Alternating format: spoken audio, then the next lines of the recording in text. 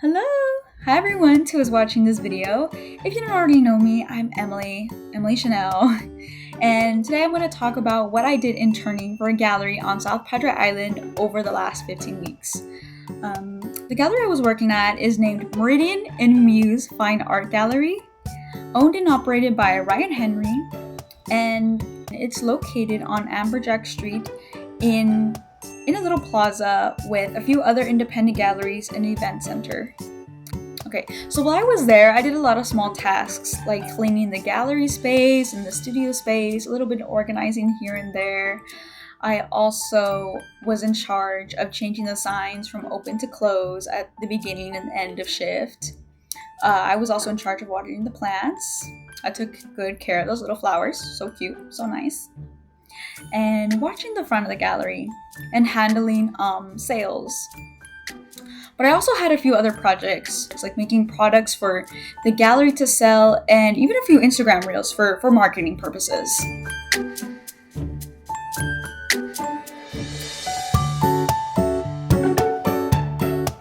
So a lot of the products that I ended up making was rings, one example. These beautiful blue shells. I don't know how that's a shell, but it's a shell. I made that one. Resin and blue shells. Beautiful. A little tedious, but beautiful. Some earrings. It's from resin and paint mixed together. And that, of course, is just like a few of the things that I made there at the gallery. So my goal as an intern coming into this internship was to build real-world experience and improve confidence in set skills for my career goals. In my skills for my career goal. Those goals being introducing myself to the business side of operating a gallery and maintaining business, how to keep the business alive, right? And observing the decisions of a existing gallery owner and how they run their gallery, and also improving my networking skills and building relationships with other owners and artists. And this is pretty much what I anticipated learning. This is pretty much what I learned, going every Saturday and sometimes Friday for a couple of hours, for about 3 to 5 hours. I also learned about how to market the gallery. Marketing is very essential to not just having an art gallery, but any business. Marketing does a lot. Social media is a big factor. Everybody's on social media. If you're on social media, your videos have views, they have a bunch of shares. You're going to get more attention, and that attention leads to more foot traffic. And a bit about talking to customers to encourage sales, of course, to encourage some sort of emotional response so that they may feel compelled to buy an expensive artwork or even to buy another product like a trinket or like a sticker. And of course, this is all to finance, to fund the business, to keep the business alive so that you may fund yourself as an artist. So an art gallery must be thought about like a business.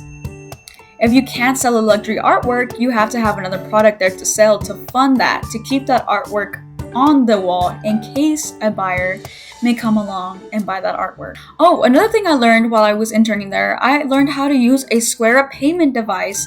So if I were to ever get one, I already know my way around that device, which of course is a device I see not just at galleries, but like at other smaller stores use if they don't have like an official cashier, like the big retail stores like Walmart or Target. They use a SquareUp device, which is like a miniature digital cash register. Right, new destination. Oh, and a few more tips I learned from Ryan Henry about the risks about selling large artworks and shipping them. There is a lack of secure insurance that shipping services may provide to artists. If something gets damaged in the mail, they may not pay for the damages, and that has to come out of your pocket. Don't ask me exactly what services don't provide secure insurance. I do not remember. But it's something as artists that we all should look into in the future, you know? That's a later us problem. Okay, he also advised me on not making or investing on like ventures just because a customer said, you should try it, you should do it. Because everybody says that. But they don't ever say, oh, if you do this, I'm going to buy it. They don't. They're lying. They just say that to be helpful or to make you feel better about yourself if they don't buy your work. Don't fall for it. And also don't be disheartened. Not everybody's going to like what you make. They'll say they like it to your face. But they lie.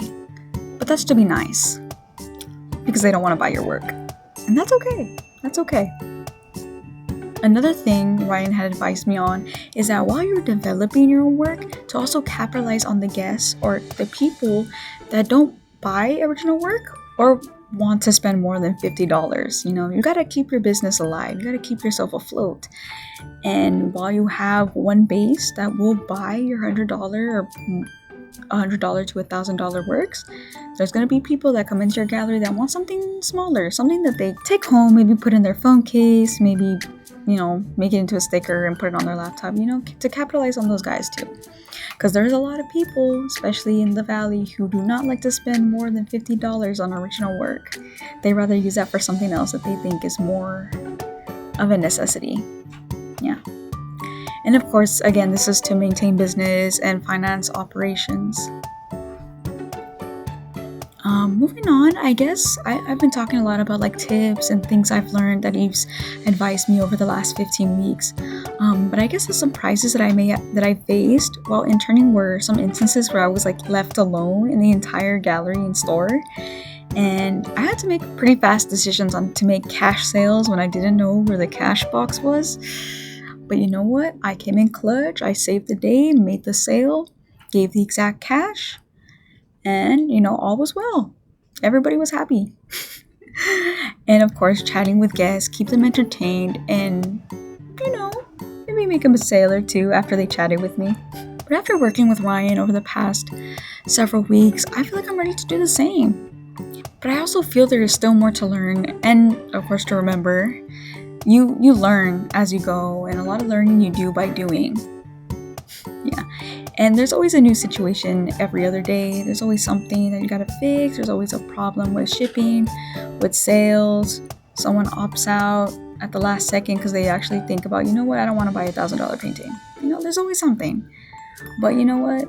You work around it. One thing he's always told me constantly is that business requires a lot of trial and error. You have to invest a little, put a little money aside into a venture, see if it's profitable, see if there's potential. And if something doesn't work out, be willing to find a workaround or try something new. Always be willing to learn something new.